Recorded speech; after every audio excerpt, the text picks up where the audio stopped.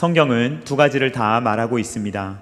구원과 심판, 천국과 지옥, 두 가지를 다 말하고 있는데 어떤 사람들은 다른 사람들이 들으면 기분 나빠한다고 생각하여서 지옥도 말하지 않고 심판도 말하지 않습니다.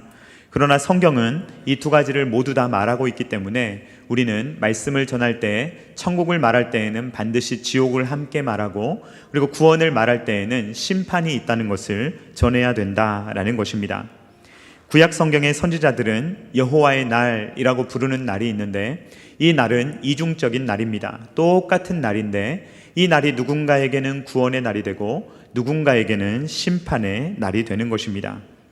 학생들이 시험을 치릅니다. 그러면 그 시험에 대한 결과는 언젠가 나오게 되어 있습니다. 시험을 잘 준비한 학생들은 좋은 결실을 맺을 것이고, 시험을 잘 준비하지 못한 학생들은 좋지 않은 결실을 맺을 것입니다.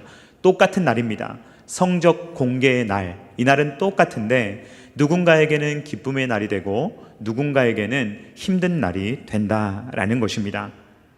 인생을 살아가다 보면 이런 일들은 잠깐 동안 우리에게 기쁨을 주기도 하고 잠깐 동안 슬픔을 주기도 합니다. 그래서 어떤 때에는 기쁘기도 하고 어떤 때에는 슬프기도 합니다. 그런데 이 여호와의 날은 영원을 가르는 날입니다. 영원한 희비가 갈리는 날입니다. 구원을 받은 자들은 영원히 기뻐할 것이요, 구원받지 못한 자들은 영원토록 고통을 당할 것이다 라는 것입니다. 하나님의 구원과 심판, 이것은 공정합니까? 공정하지 않습니까, 여러분? 공정합니다. 왜 공정할까? 왜 공정하냐면 주님께서 이미 알려주시기 때문입니다. 미리 알려주시기 때문입니다. 만약에 주님께서 아무것도 알려주시지 않고 갑자기 심판한다면, 시험 본다고 말도 하지 않고 갑자기 시험 보자 이런다면 공정하지 않다고 말할 사람도 있을 것입니다. 그러나 우리 주님께서는 끊임없이 알려주시고 구원이 있다, 심판이 있다, 이것을 미리 알려주시고 내가 도둑같이 임할 것이다 라는 것도 미리 알려주셨기 때문에 주님이 다시 오시는 그날에 저와 여러분들은 불공정합니다, 우리에게 미리 안 알려주셨습니다 라고 말할 수 없다라는 것입니다. 요한계시록 14장 6절부터 12절 말씀은 이 세 가지를 이야기하는데 구원에 대해서, 심판에 대해서, 그리고 경고와 위로에 대한 메시지를 저와 여러분들에게 전해주고 있습니다. 근데 본문을 읽어보면 천사가 등장하는데 한 명만 등장하는 것이 아니라 세 명이 등장합니다. 한 천사가 하나의 메시지를 가지고, 한 천사가 나오면 두 번째 천사가 나오고, 두 번째 천사가 나가면 세 번째 천사가 가서 각각의 이야기를 하고 있다라는 것입니다. 여러분, 하나님께서 천사를 한 명 보내셨을 때 한 천사가 세 가지의 이야기를 해도 큰 문제는 없지 않겠습니까? 그러나 하나님께서 각각의 메시지를 분리시키시고 각각의 메시지를 강조하기 위해서 한 천사가 이야기하고 나가고, 다른 천사가 와서 이야기하고 나가고, 다른 세 번째 천사가 와서 이야기를 함으로써 이 각각의 이야기를 분리시키고 강조하는 역할을 하고 있습니다. 먼저 첫 번째 천사부터 살펴보도록 하겠습니다. 첫 번째 천사는 영원한 복음을 선포합니다. 요한계시록 14장 6절 말씀 같이 읽도록 하겠습니다. 시작. 또 보니 다른 천사가 공중에 날아가는데 땅에 거주하는 자들 곧 모든 민족과 종족과 방언과 백성에게 전할 영원한 복음을 가졌더라. 아멘. 공중에서 천사가 날아가는데 이 첫 번째 천사는 무엇을 가지고 있느냐? 영원한 복음을 가지고 있다라고 이야기를 하고 있습니다. 성경은 무엇이라고 말합니까? 하나님께서 우리를 아름답게 창조하셨지만 우리는 죄를 지었고 심판을 받을 수밖에 없다라는 것이 성경의 선언입니다. 만약에 심판만 있다라고 말한다면 우리에게는 복음이란 없는 것입니다. 그러나 성경은 뭐라고 이야기합니까? 예수 그리스도를 통한 구원의 길이 있다라고 말하며 우리에게 복음을 증거해 줍니다. 그런데 이 복음은 일시적인 복음이 아니라 영원한 복음이다 라고 이야기를 하고 있는 것입니다. 자, 그렇다면 영원하지 않은 복음도 있을 것입니다. 복음이라는 말은 좋은 소식이라는 말입니다. 로마 시대에는 이것이 어떤 식으로 쓰였느냐? 예를 들어서 황제가 태어나면 그것을 복음이라고 불렀습니다. 이런 경우입니다. 여러분, 황제를 만났는데 이 황제가 너무 독재자고 무능한 거예요. 그러면 이 황제가 어떻게 되는 것이 이들에게 복음입니까? 황제가 죽는 것이 복음입니다. 황제가 죽고 다른 황제가 세워지면 아마 그때에는 좋은 시절이 올 거야 라고 생각할 때, 황제가 바뀐다 라는 것을 생각할 때 로마 사람들은 복음이라는 표현을 사용했습니다. 그래서 이것이 우리에게 복된 소식이다 라고 말할 때 황제가 바뀌는 것을 말할 때도 있지만 또 어떤 때도 사용하였느냐? 여러분, 전쟁을 하고 있다면 어떤 것이 복음이겠습니까? 전쟁에서 이겼다라는 승전보를 가져오는 것이 복음일 것입니다. 그러나 여러분, 한번 생각해 보십시오. 황제가 영원합니까? 영원하지 않습니다. 아무리 능력이 많은 황제가 세워졌다 하더라도 그 황제가 영원한 복음이 될 수는 없는 것입니다. 그리고 여러분, 전쟁에서 몇 번 이겼다고 하여서 연전연승했다고 하여서 그 다음번에도 전쟁에서 이길 것이라는 보장이 있습니까? 없습니까? 없습니다. 그러므로 이 세상의 복음, 인간의 복음은 잠깐의 복음이다 라는 것입니다. 인간이 전하는 좋은 소식은 우리에게 기쁨을 분명히 주지만 그것은 유통기한이 매우 짧은 복음이다, 유한한 복음이다 라고 말할 수가 있는 것입니다. 반면에 하나님께서 우리에게 전해주시는 복음은 영원한 복음입니다. 바뀌지 않고 우리에게 영원토록 적용되는 그러한 좋은 소식, 그것이 바로 하나님의 영원한 복음이다 라는 것입니다. 그러므로 저와 여러분들은 모두 영원한 복음 안에 거해야 될 줄로 믿습니다. 첫 번째 처사는 무엇을 말하느냐? 영원한 복음을 전하면서 이 영원한 복음 안에 꼭 거해야 된다. 왜냐하면 심판의 날이 다가오고 있기 때문이다 라고 이야기합니다. 요한계시록 14장 7절 말씀 같이 읽도록 하겠습니다. 시작.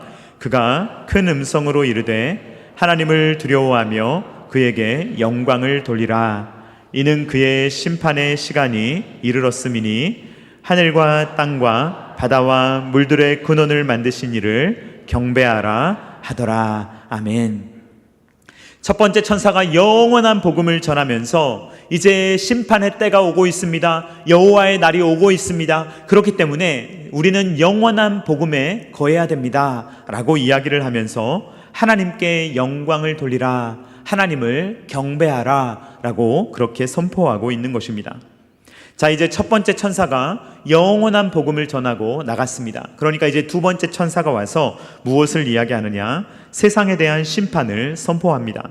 요한계시록 14장 8절 말씀 같이 읽도록 하겠습니다. 시작. 또 다른 천사 곧 둘째가 그 뒤를 따라 말하되 무너졌도다 무너졌도다 큰 성 바벨론이여 모든 나라에게 그의 음행으로 말미암아 진노의 포도주를 먹이던 자로다 하더라. 아멘. 여러분, 이 시대, 지금 요한계시록이 쓰여질 때는 바벨론이라는 나라가 있습니까? 없습니까? 없습니다. 무슨 시대입니까? 로마 시대입니다. 바벨론은 이미 멸망해버렸고 지금은 로마가 통치를 하고 있습니다. 그런데 이 로마를 뭐라고 부르고 있는 것입니까? 바벨론이라고 부르고 있는 것입니다. 과거에 바벨론이 무너졌듯이 로마도 무너질 것이다 라는 이야기를 하고 있는 것입니다. 이전에 바벨론은 절대로 무너질 것처럼 보이지 않았습니다. 이 느부갓네살 왕이 통치하는 바벨론은 누가 봐도 무너질 것처럼 보이지 않는 아주 견고한 성이었습니다. 이 느부갓네살 왕이 바벨론을 얼마나 자랑스러워하는지 느부갓네살 왕의 이야기를 한번 들어보도록 하겠습니다. 다니엘 4장 30절 말씀 같이 읽도록 하겠습니다. 시작. 나 왕이 말하여 이르되 이 큰 바벨론은 내가 능력과 권세로 건설하여 나의 도성으로 삼고 이것으로 내 위엄의 영광을 나타낸 것이 아니냐 하였더니. 아멘. 느부갓네살 왕 스스로 생각할 때 바벨론을 보니까 너무 자기가 좋은 거예요. 이렇게 큰 성을 내가 세우다니 라고 말하면서 매우 기뻐했다라는 것입니다.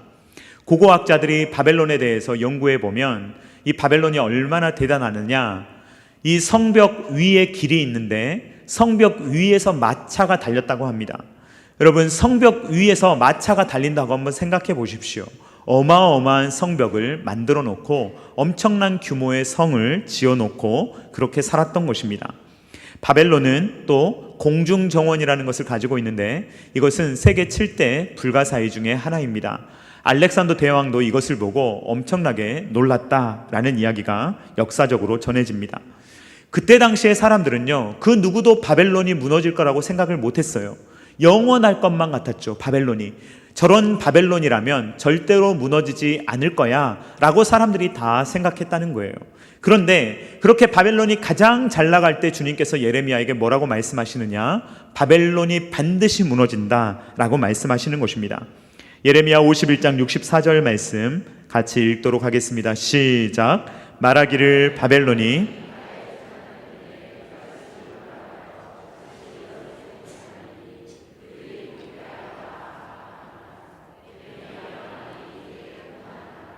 아멘. 바벨론이 나의 재난 때문에 몰락하여서 다시 일어나지 못할 것이다. 이 말씀은 언제 주어진 거냐면 바벨론이 최고 전성기를 누릴 때입니다. 아무도 바벨론이 멸망할 것이라고 생각하지 못하는 그 시점에 하나님께서는 예레미야 선지자에게 바벨론이 반드시 무너질 것이고 다시 일어나지 못할 것이다 라고 말하고 있습니다.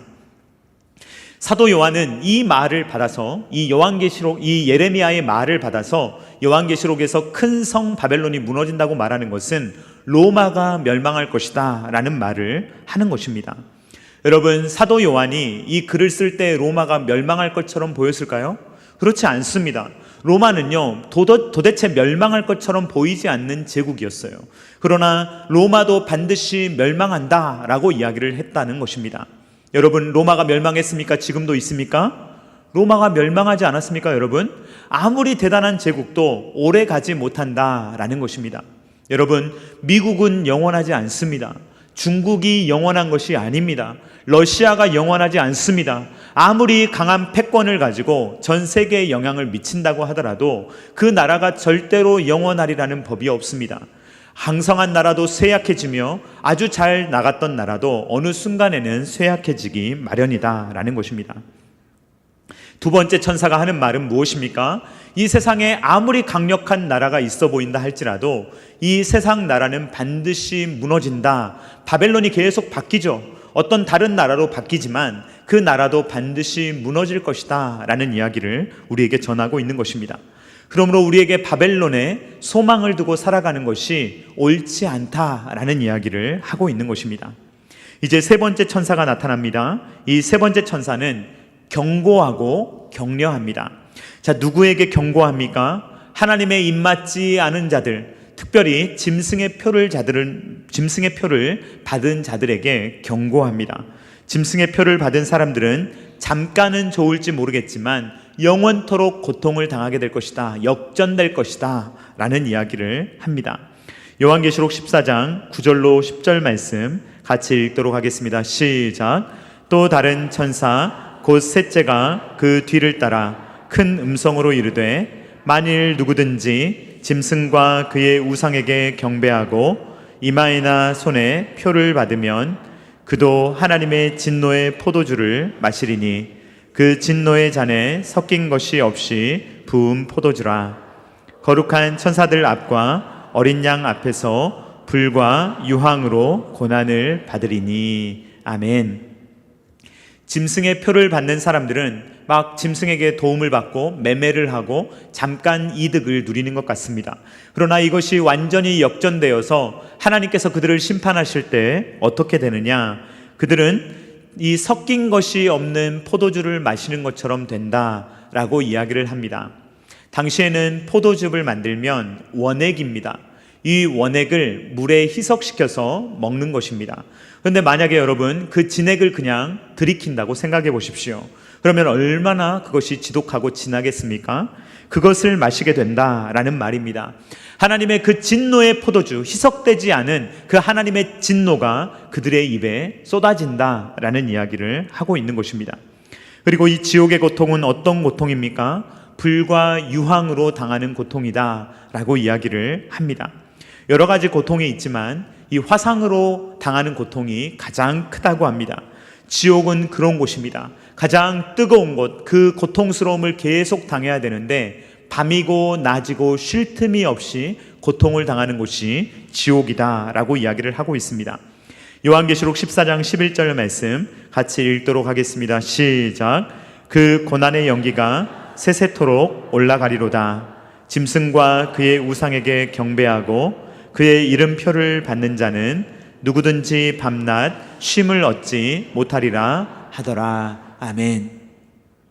문제는요, 사람이 누구나 영생한다는 게 문제예요. 사람이 그냥 죽고 끝나버린다면, 소멸된다면 상관이 없는데 누구나 영생한다는 것이 문제입니다.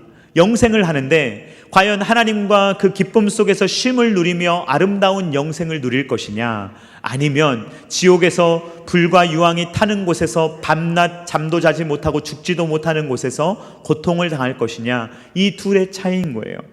그래서 예수님께서는 뭐라고 말씀하십니까? 마가복음 9장 47절로 48절 말씀 같이 읽어보도록 하겠습니다. 시작. 만일 내 눈이 너를 범죄하게 하거든 빼버리라.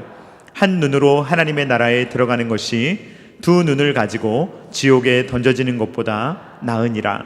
거기에서는 구더기도 죽지 않고 불도 꺼지지 아니하느니라. 아멘.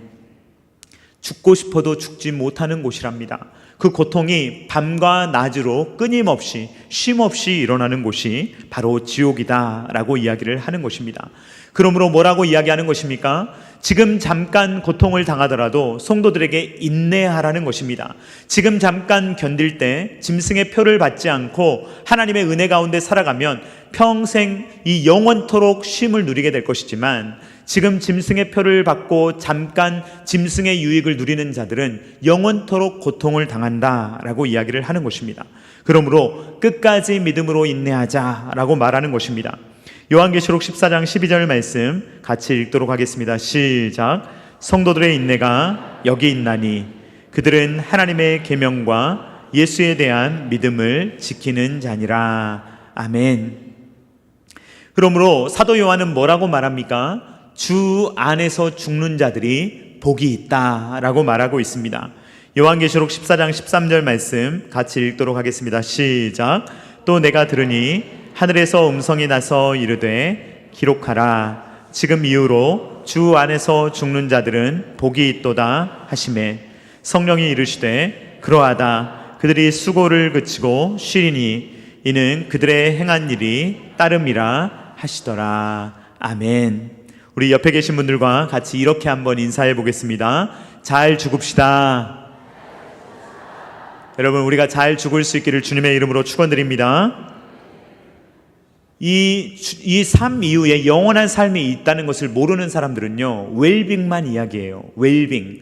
그들이 말하는 웰빙은 무엇이냐? 그냥 오늘을 내 마음대로 사는 거예요. 내가 원하는 거 다 하고, 내가 먹고 싶은 거 다 먹고, 내가 버킷리스트에 하고 싶은 거 다 하고, 그냥 내가 원 없이 살아가는 것을 웰빙이라고 이야기합니다. 그리고 건강하게 사는 것, 하나도 아프지 않은 것, 하나도 마음 상하지 않는 것, 이런 것을 웰빙이라고 이야기를 합니다. 그러나 여러분, 잘 사는 것이 전제되려면 웰다잉, 잘 죽는 것이 전제되어야 잘 살 수 있을 줄로 믿습니다. 죽음 이후의 삶이 잘 준비되어야, 영원한 삶이 준비되어야만 우리가 이 땅을 잘 살아갈 수 있다는 것입니다. 여러분, 오해를 피하기 위해서 한 가지만 설명드리겠습니다. 여러분들이 인터넷에 웰다잉을 검색하면 자꾸 안락사가 나와요. 그러나 여러분, 제가 지금 안락사 이야기하는 거 아닙니다. 성경은 안락사를 지지하지 않습니다. 그냥 내가 원하는 때에 약물 넣어가지고 내가 그냥 죽어야지, 이것은 자살이지 안락사가 아닙니다. 그러므로 성경은 안락사를 지지하지 않는다는 것을 말씀을 드립니다. 웰다잉은 뭘 말하려고 하는 것이냐? 주 안에서 죽는 것을 웰다잉이라고 말을 하는 것입니다. 자, 여러분, 만약에 우리가 이 땅에서 아무리 내가 원하는 대로 살았다 할지라도 영원한 삶을 지옥에서 보내야 한다면 그것은 웰다잉이 아니죠. 아주 잘못 산 거죠. 아주 잘못 이 세상도 살았고 아주 영원토록 잘못된 삶을 살아가게 되는 것입니다. 그러므로 예수님께서는 두 눈 멀쩡히 뜨고 지옥에 가는 것보다 한쪽 눈만 뜨고 천국에 가는 것이 낫다라고 주님께서 말씀을 하시는 것입니다. 자, 여러분, 신앙생활은요, 간단한 산수에서 비롯되는 것입니다. 여러분, 잠깐이 있고 영원이 있습니다. 잠깐이 중요하겠습니까? 영원이 중요하겠습니까?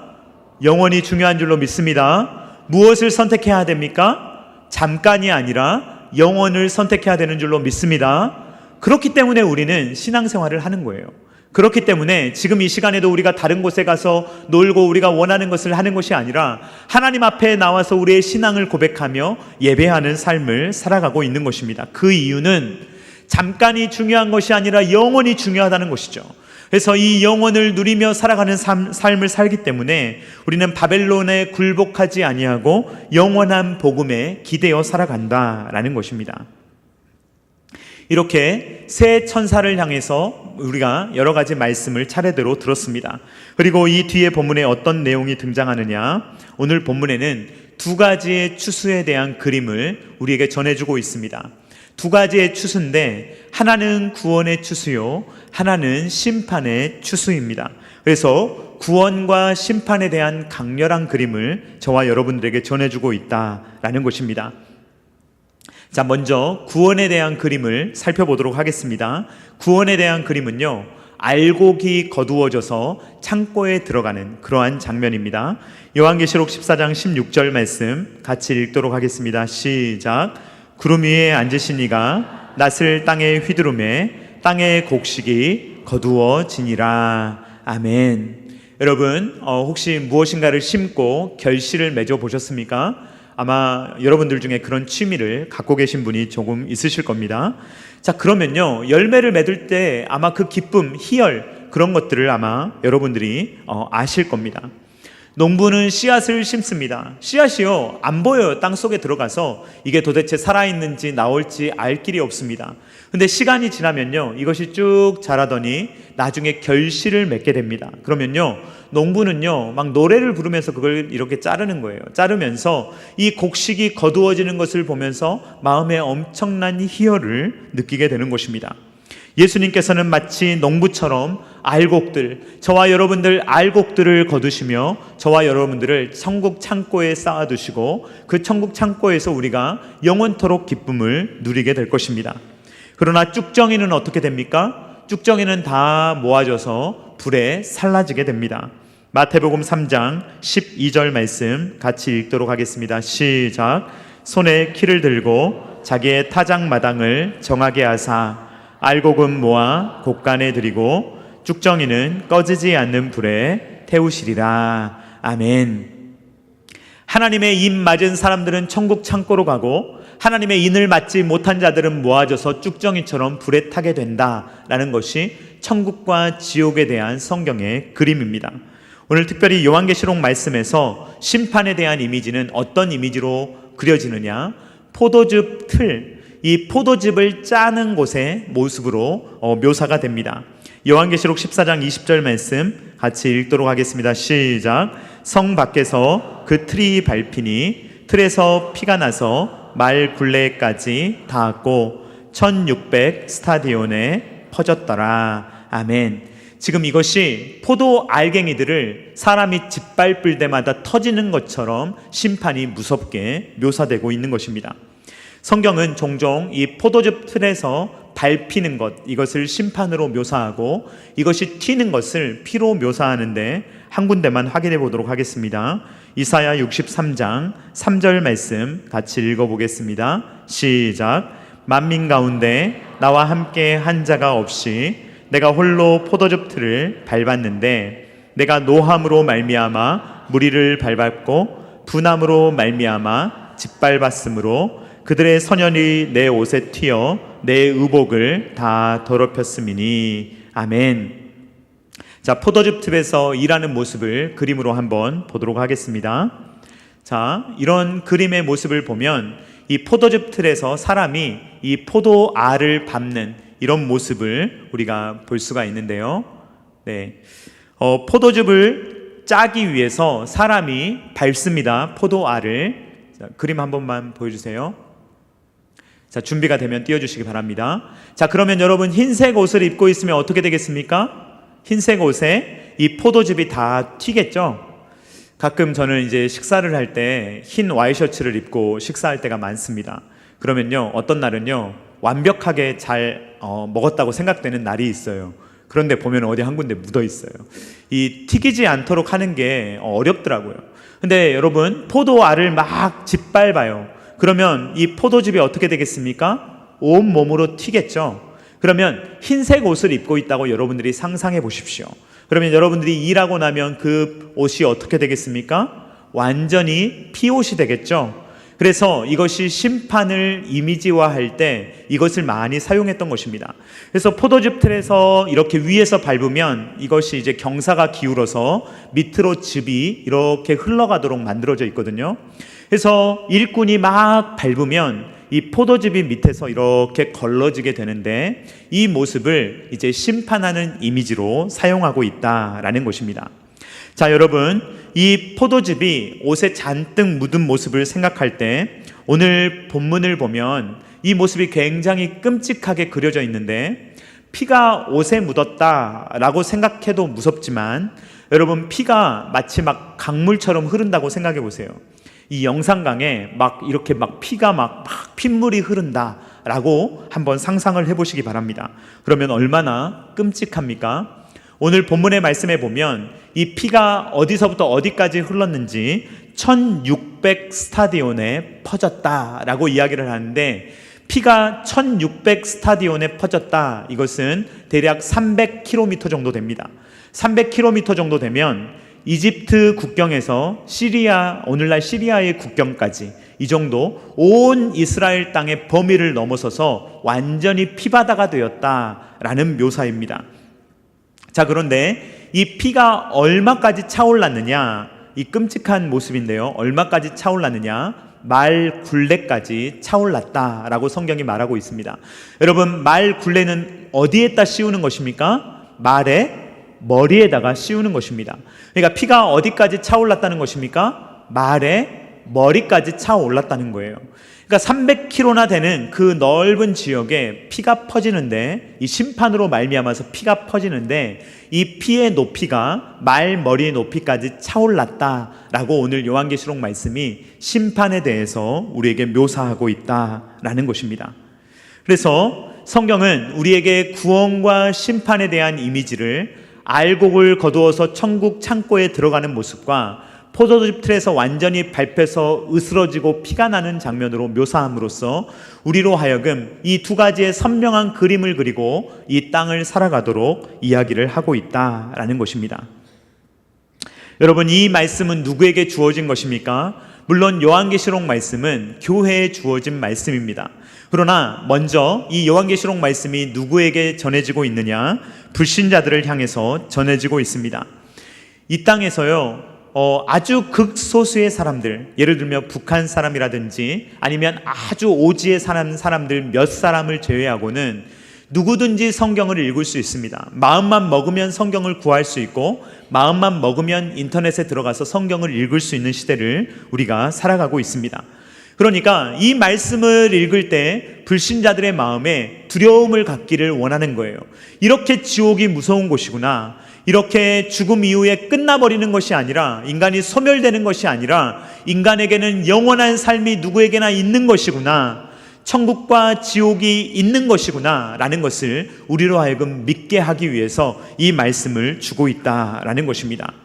그래서 우리는 절대로 이 세상에 우리의 소망을 두어서는 안 되고, 이 세상은 무너질 것이고 하나님께서 이 세상을 심판하실 거기 때문에 우리는 반드시 누구를 따라야 된다는 것입니까? 반드시 우리 하나님을 따라야 된다라는 이야기를 하고 있다라는 것입니다. 장난으로라도 나는 지옥 가겠다라는 말을 해서는 안 됩니다. 지옥은 그렇게 갈 수 있는 곳이 아닙니다. 그렇게 가서도 되는 곳이 아닌 것입니다. 지옥은 절대로 가면 안 되는 곳입니다.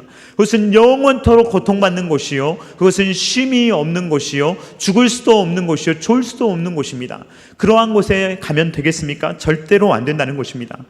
여러분, 삶과 죽음이 있습니다. 무엇을 선택해야 합니까? 삶을 선택해야 될 줄로 믿습니다. 우리는 삶을 선택해야 돼요. 영원한 천국을 선택해야 합니다. 그러므로 이 영원한 삶을 선택하고 절대로 지옥에 가서는 안 된다는 이야기를 요한계시록 말씀이 우리에게 전해주고 있는 것입니다. 또한 이 말씀은 불신자들에게만 하는 말씀이 아니라 신자들을 위로하고 격려하고 있습니다. 무슨 말입니까? 역전된다는 거예요. 우리 주님이 다시 오시면 역전되는데, 이전에는 짐승이 이기는 것 같고 이전에는 사탄이 승승장구하는 것 같지만 예수님이 다시 오신 그날에 완전히 역전되어서 영원토록 사탄과 짐승의 표를 받은 사람은 심판을 당하지만 하나님의 사람들은 영원토록 기쁨을 누리며 하나님을 찬양한다라는 것입니다. 요한계시록 11장부터 13장은 교회가 핍박받을 수 있다고 이야기해요. 그러나 14장은 영광스러움을 이야기합니다. 11장은 두 증인으로서 교회가 묘사됩니다. 하나님의 말씀을 증언하다가 죽임을 당해요. 12장에서는 여인의 모습으로 묘사가 됩니다. 이 여인을 이 사탄이 핍박하고요. 그 다음에 이 핍박을 피해서 교회는 광야로 갑니다. 광야로 갔는데 쫓아와서 뒤에서 물을 쏟아요. 그러나 이 모든 어려움에서 주님이 교회를 건져주십니다. 13장으로 오면 붉은 용과 바다 짐승과 땅 짐승이 교회를 미혹하고 핍박합니다. 그래서 표를 주면서 안 받으면 불이익을 당하게 해요. 11장, 12장, 13장은요, 교회가 이 땅에서 당하는 고통이 있을 수 있다는 거예요. 그런데 이 모든 것들이 14장에 와서 뒤집어지면서 하나님의 교회가 누리는 영광이 얼마나 엄청난 것인지를 우리에게 보여주고 있다라는 것입니다. 그러면서 사도 요한은 교회가 힘을 내라는 것입니다. 교회가 인내하라는 것입니다. 비록 로마가 우리를 핍박하고 박해한다고 하더라도 우리는 절대로 짐승의 표를 받지 말자. 우리는 오직 어린 양만 따르자라고 요한이 이야기하고 있는 것입니다. 사랑하는 성도님들, 우리가 바로 새 노래를 부르는 14만 4천 명인 줄로 믿습니다.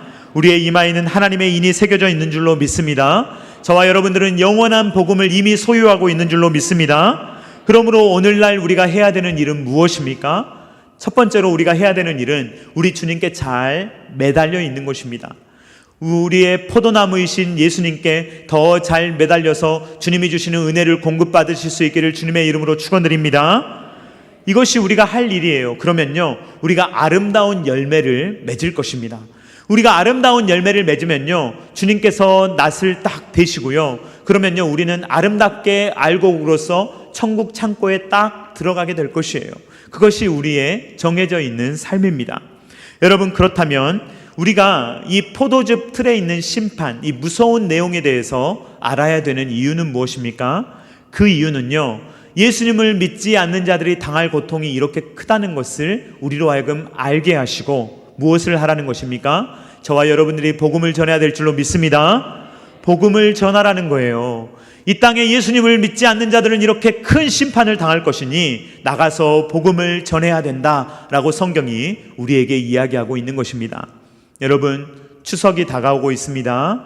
여러분, 추석 때 가족들을 만나서 아름다운 시간 보낼 수 있기를 주님의 이름으로 축원드립니다. 그러나 여러분이 하실 수 있거든 복음을 전하실 수 있기를 주님의 이름으로 축원드립니다. 기분 나쁘게 말하시면 안 되고요. 너 예수님 안 믿으면 지옥 간다, 막 이렇게 이제 위협하지 마시고, 가서 봉사 잘 하시고, 가족들 잘 섬기시고, 최선을 다해서 사랑으로 섬기시고, 그리고 정말 알아들을 수 있게 마음이 열렸을 때 복음을 전해보세요. 우리가 한두 번 전해보고 저 사람은 안 들어 이렇게 생각하지 마시고 계속해서 지속적으로 복음을 전하시기 바랍니다. 왜냐면요, 이렇게 무서운 곳이잖아요, 지옥이. 한 사람도 가면 안 되는 곳이 지옥이에요. 그래서 우리의 마음에 애타는 마음을 가지고 우리의 가족들에게, 친지들에게 복음을 전해야 된다라는 것입니다.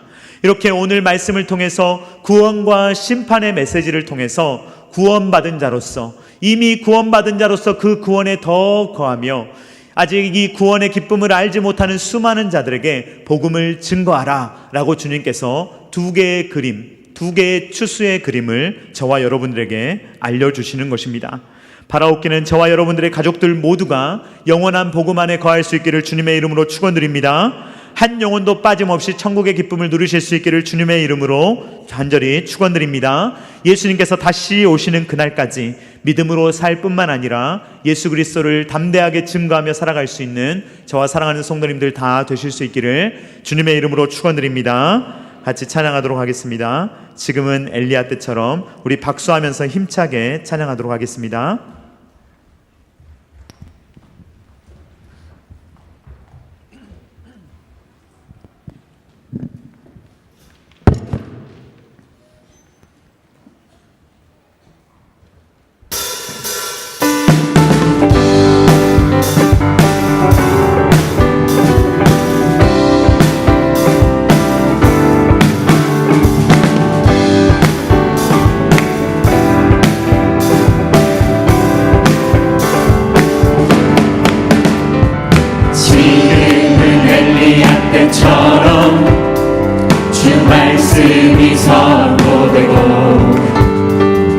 주의 종 모세의 때와 같이 언약이 성취되네.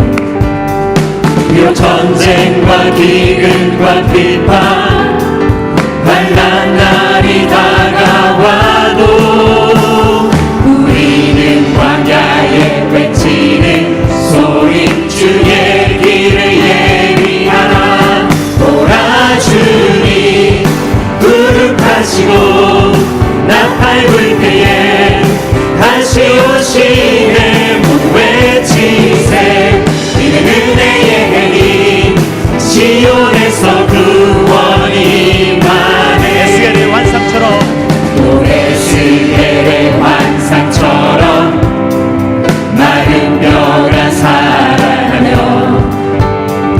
또 주의 종 다윗의 때와 같이 예배가 회복되네. 추수할 때가 이르러 그 판은 이어졌네. 우리는 주 추수할 뿐 되어 주 말씀을 선포하니. 돌아주니 구름 타시고 나팔 불 때에 다시 오시네. 모두 외치세. 이는 은혜의 해니 시온에서 구원이 임하네. 돌아주니 구름 타시고 나팔 불 때에 다시 오시네. 모두 외치세. 이는 은혜의 해니 시온에서 구원이 임하네. 돌아주니 구름 타시고 나팔 불 때에 다시 오시네. 모두 외치세. 이는 은혜의 해니 시온에서 구원이 임하네. 돌아주니 구름 타시고 나팔 불 때에 다시 오시네. 모두 외치세. 이는 은혜의 해니 시온에서 구원이 임하네. 아멘. 이 시간에 우리 함께 기도하기를 원합니다. 우리 주님이 최종적으로 오시는 날을 두 그림으로 보았습니다. 그날에는요 돌이킬 수 없어요. 돌이킬 수 없는 시간이 옵니다. 그러나 그 전은 은혜예요. 그 전에는 주님께 돌아갈 수 있는 시간이요, 전도할 수 있는 시간이요, 주님을 위해서 일할 수 있는 시간이요, 이 땅을 영혼을 위해서 아름답게 살아갈 수 있는 기회가 주어진 것입니다. 지금이 은혜의 해입니다. 지금이 우리가 일할 수 있는 때입니다. 지금이 주님을 열심히 섬길 수 있는 때입니다. 우리가 이 종말의 때를 승리하며 살아갈 수 있도록 주님 도와달라고 다 같이 주여 한번 외치고 기도하겠습니다. 주여.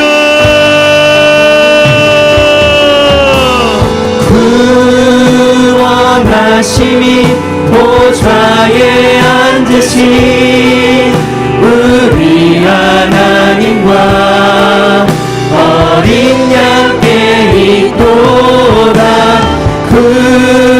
구원하심이 보좌에 앉으신 우리 하나님과 어린 양께 있도다.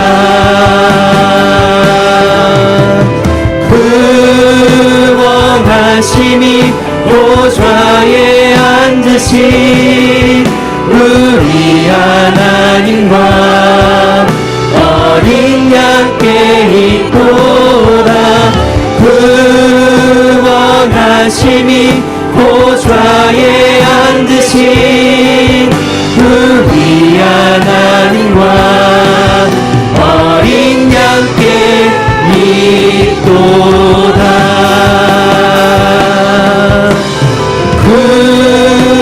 구원하심이 보좌에 앉으신 우리 하나님과 어린 양께 있도다.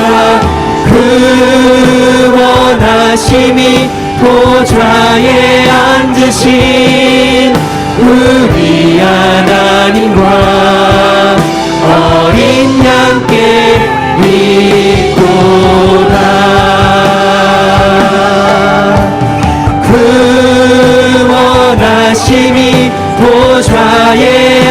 앉으신 우리 하나님과 어린 양께 있도다.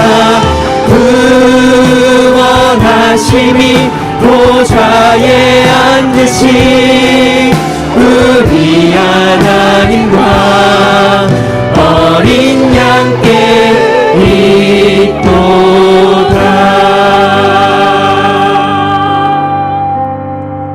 사랑하는 하나님 아버지, 감사를 드립니다. 우리에게 요한계시록 말씀을 통하여서 우리가 비록 이 땅에서 잠깐 동안 전투하는 교회로서 사탄의 여러 시험을 받을 때도 있고 박해를 받을 때도 있고 고난을 받을 수도 있지만, 그럼에도 불구하고 그 모든 것들이 역전되며 영광스러움을 누리게 된다는 것을 우리로 하여금 보게 하시니 감사를 드립니다. 주님, 우리의 마음을 바벨론에 두지 않도록, 이 세상에 두지 않도록 우리의 마음을 붙들어 주시옵소서. 우리의 마음을 주님께 두게 하여 주시옵소서. 영원한 주님의 나라에 두게 하여 주시옵소서. 그래서 우리가 이 땅을 살아가지만 천국에 잇대어서 영원에 잇대어 살아갈 수 있도록 도와주시오며, 이 땅을 정말 신앙을 가지고 승리하며 살아갈 수 있도록 아버지 하나님 함께하여 주시옵소서. 지금이 은혜에 따라고 말씀하시니 감사합니다. 지금이 추수에 따라고 말씀하시니 감사합니다. 주님, 이 영혼 추수의 때, 주님 아직 예수님께서 오시기 전에, 모든 것들이 판가름 나기 이전에 주님 우리에게 주신 이 기회를 우리가 잘 살아갈 수 있도록 도와주시고 인도하여 주시오며, 이때 영혼을 준비하며 하나님을 위해서 아름답게 살아갈 뿐만 아니라 복음을 증거하는 삶을 살아갈 수 있도록 주님 함께하여 주시옵소서. 그래서 주님께서 우리와 함께 하심을 기억하며 영원한 승리를 바라보며 오늘 이 땅에서 지금 당장 승리하는 삶을 살아갈 수 있도록 주님께서 늘 함께하여 주시옵소서.